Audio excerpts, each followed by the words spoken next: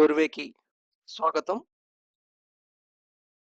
కొంచెము ఈ మొన్న ఎంథూసియాజం కారణాలు అక్కడ దాకా నల్లేరు మీద బండిలాగా కొంచెం ఈజీగా అనిపిస్తుంది. బట్ కానీ ఈ జర్నీ టువర్డ్స్ సెల్ఫ్‌లో కొంచెం ఇంక్లినేషన్ పెరుగుతుందనమాట. తర్వాత కాన్షియస్‌నెస్ అనే టాపిక్ దగ్గర నుండి వచ్చేప్పటికి.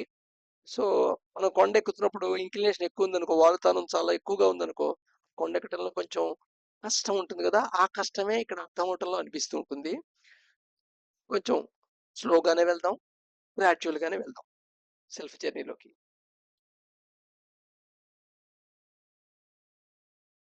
సో, మనం ఈ సెల్ఫ్ కాన్షియస్‌నెస్ నుండి కాస్మిక్ కాన్షియస్‌నెస్ వైపు ప్రయాణం చేయడానికి ఉన్న ఇనర్షియా ప్యాటర్న్ గురించి మాట్లాడుకున్నాం. ఏమిటా inertia? Long association of patterns of thinking.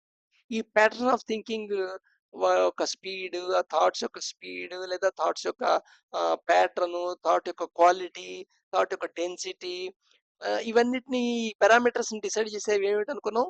Food, మనం తినేవి తాగేవి, అలాగా బ్రీతింగ్ రేట్, అలాగా సెన్సెస్ యొక్క ఇంటెలిజెన్స్, ఒక సెన్సెస్ తో ఎంతవరకు బాండ్ అవుతున్నావు, ఎన్నిటికి ఇంటెలిజ్ అవుతున్నావు.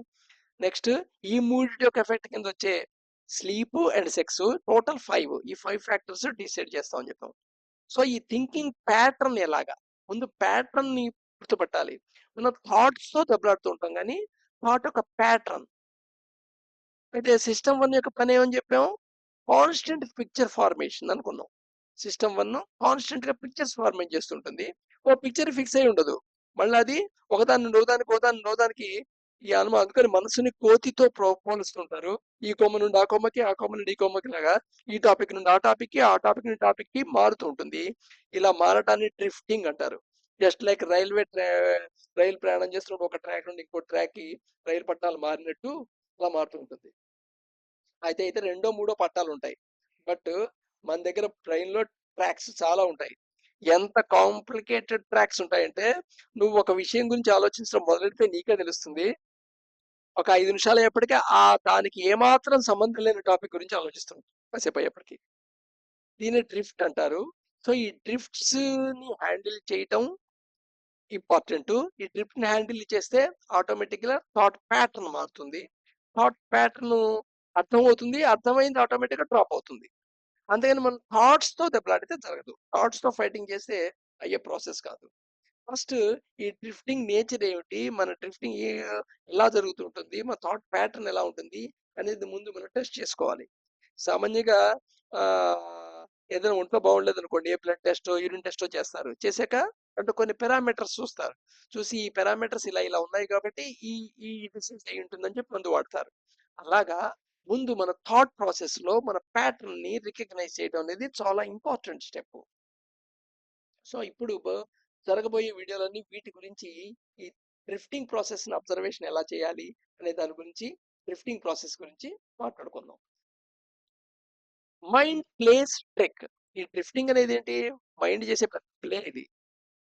డ్రిఫ్టింగ్ చేయకుండా అలా కాన్స్టెంట్ గా ఉన్నాం అనుకో, వెంటనే ఏదో కోల్పోయిన ఫీలింగ్ ఉంటుంది. ఆ ఒంటరితనం భరించలేని ఫీలింగ్ ఉంటుంది. ఏం తోచట్లేదు, బోరింగ్ అనే ఫీలింగ్ వస్తుంటుంది. సో ఈ మైండ్ బోర్ అనడం నుండి బయటపడటానికి డ్రిఫ్ట్ కి అలవాటు పడిపోయి ఉంటుంది అనమాట.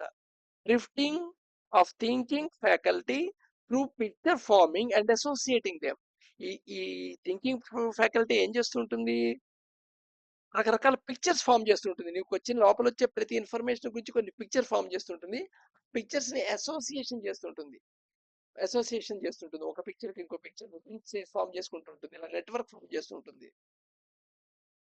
సో ఒక మనిషి థింకింగ్ ప్రాసెస్ స్టార్ట్ చేశాడు అనుకుందాం. ఏదో పర్టికులర్ సబ్జెక్టు, ఆ సబ్జెక్ట్ గురించి ఆలోచించడం మొదలెట్టాడు అనుకోండి. సో ఏ సబ్జెక్ట్ గురించి అయితే ఆలోచించదలుచుకున్నాడో అది మెయిన్ సబ్జెక్ట్ అనుకుందాం ఫస్ట్. ఇది మెయిన్ సబ్జెక్ట్. ఇప్పుడు నేను చెప్తుంది కూడా జస్ట్ ఒక ఆటలాగా, ఒక ఎక్స్పెరిమెంట్ లాగా మీరు ట్రై చేసి చూడొచ్చు మీ మైండ్ తో. ఆ థాట్ గురించి అనుకున్న ఏ సబ్జెక్ట్ గురించి ఆలోచిద్దాం అనుకున్నాడు, ఆ సబ్జెక్ట్ గురించి ఆలోచించడం మొదలెట్టాడు అనుకుందాం. ఆ సబ్జెక్ట్ గురించి వచ్చిన ఆలోచన నీకున్న నోన్ విషయం బట్టి కొన్ని పిక్చర్స్ ఫామ్ చేస్తుంది. Forms pictures. Pictures in pictures form అవుతాయి. మళ్ళీ ఒక పిక్చర్ కూడా కాదు. పిక్చర్స్ లోంచి ఇంకొక థాట్ జనరేట్ అవుతుంటుంది. దాని డ్రిఫ్టెడ్ థాట్ అనొచ్చు. ఇది మెయిన్ థాట్ కు సంబంధించింది కాదు, ఇంకో థాట్ ఇది. అలాగే ఇంకో డైరెక్షన్ లో ఇంకో థాట్ వస్తుంది. ఇంకో డైరెక్షన్ లో ఇంకో థాట్ ఫామ్ అవుతుంటుంది.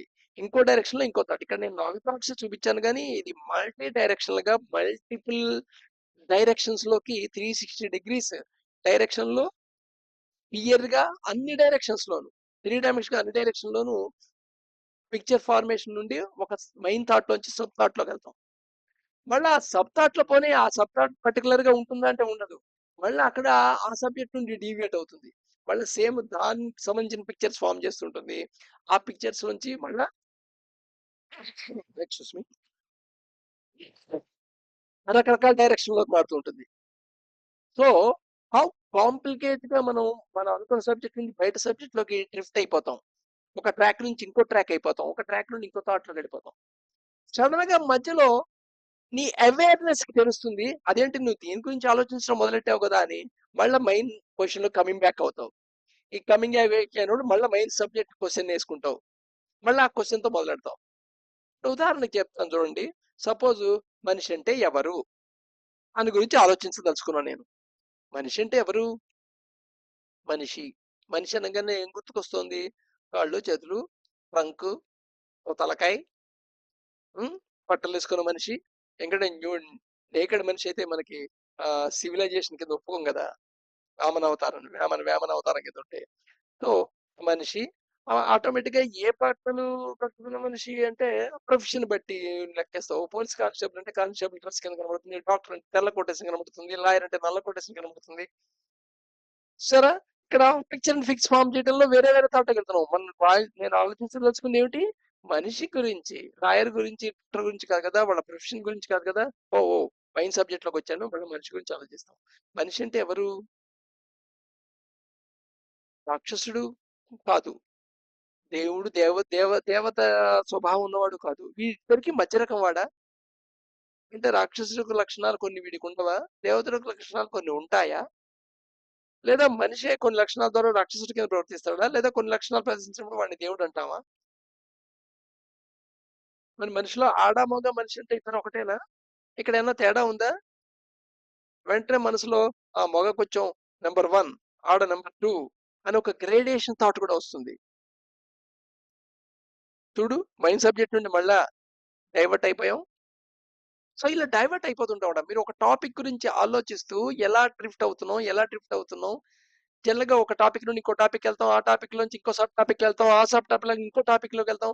4-5 టాపిక్లు అయిన తర్వాత దేని గురించి ఆలోచిస్తున్నాను, దేని గురించి వచ్చానని వెనక్కి వస్తుంటాం. ఈవెన్ సింపుల్ ఫిజికల్ సెర్చింగ్ లో కూడా జరుగుతుంటుంది. మనం ఒక వస్తువు కావాలని వెతుకుతుంటాం. వెతుకుతూ అలమర దగ్గరికి వెళ్తాం. ఈ వెళ్లే లోపల నువ్వు డ్రిఫ్ట్ అయిపోతావు. ఇంతకీ దేని గురించి వెతుకుతూ ఇక్కడికి వచ్చాను అని కూడా ఆలోచిస్తావు. అలా ఉంటుంది పొజిషన్. సరే మైండ్ సబ్జెక్ట్ అలా ఉంటుందా? మళ్ళీ with in some fraction of second మళ్ళీ అది పిక్చర్స్ ఫామ్ చేస్తుంది. పిక్చర్స్ ఫామ్ చేయడంలో మళ్ళీ రకరకాల డైరెక్షన్ లోకి వెళ్తుంది. సో ఈ ఆలోచన ప్యాటర్న్స్ ఎలా ఉంటాయి? ఆలోచన జనరల్ గా పాస్ట్ ప్యాటర్న్, ఫ్యూచర్ ప్యాటర్న్ అనే థాట్స్ ఉంటుంటాయి. Past pattern, future pattern. కొన్ని ఏమో పాస్ట్ సంబంధించిన థాట్స్, కొన్ని ఫ్యూచర్ సంబంధించిన థాట్స్. ఇక్కడ ఒక ఎక్సర్సైజ్ చేయొచ్చు అనమాట.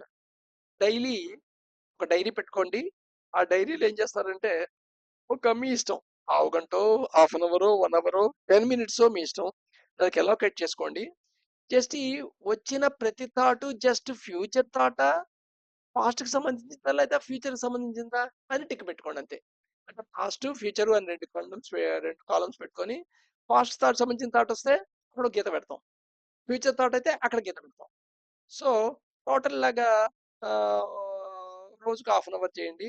ఇలా 15 రోజులు అయిన తర్వాత టోటల్ చేసి ఎంత పర్సెంటేజ్ ఆఫ్ పాస్ట్, ఎంత పర్సెంటేజ్ ఆఫ్ ఫ్యూచర్ లో ఉందో తెలుసుకోండి. అలాగా 15 రోజులు, నెల అయిన తర్వాత 2 నెలలకి 3 నెలలకి ఒకసారి మళ్ళీ కన్సాలిడేట్ చేయండి, అనాలిసిస్ చేయండి. సో ఎంత టైం మీరు పాస్ట్ లో ఉన్నాం, ఎంత టైంలో ఫ్యూచర్ లో ఉంటున్నాం అనేది ఒక ఐడియా వస్తుంది అనమాట. ఈ ఇందాక చెప్పాను కదా, బ్లడ్ యూరిన్ టెస్ట్ చేసుకున్నట్టుగా థాట్ ఒక ప్యాటర్న్ ని టెస్ట్ చేయడం అనమాట. పాస్ట్ టెన్స్ లో ఎంత ప్యాటర్న్ లో ఉంటున్నాం, ఫ్యూచర్ లో ఎంత ప్యాటర్న్ లో ఉంటున్నాం. ఇక్కడ చిన్న అబ్జర్వేషన్, ఎక్స్పెరిమెంటల్ అబ్జర్వేషన్ కూడా ఉండాలి. ఏంటి అంటే నీ రెస్పిరేషన్ రేట్ తేడా వచ్చినప్పుడు పాస్ట్ ఫ్యూచర్ లో రేషియో ఎలా మారుతోంది, లేదా ఫుడ్ నువ్వు పీకల దాకా తిన్నప్పుడు ఎలా ఉంటుంది, ఎంప్టీ స్టమక్ అప్పుడు ఎలా ఉంటుంది, ఓ మాదిరిగా ఆప్టిమమ్ తింటున్నప్పుడు ఎలా ఉంటుంది, స్లీప్ బాగా పడుకున్న మొర్నాడు థాట్ ప్రాసెస్ ఎలా ఉంటుంది, నిద్ర పట్టని రోజు మొర్నాడు థాట్ ప్రాసెస్ ఎలా ఉంటుంది. సో ఇలాగా ఈ ప్యాటర్న్ అనాలిసిస్ అంతా పర్సంటేజ్గా అంకెల రూపంలో ముందు ఫామ్ చేసుకుంటే ఇది ఉపయోగపడుతుంది ఫ్యూచర్లో మన ప్లానింగ్ ఆఫ్ సెల్ఫ్ జర్నీకి. మిగతా భాగం రేపు చూద్దాం.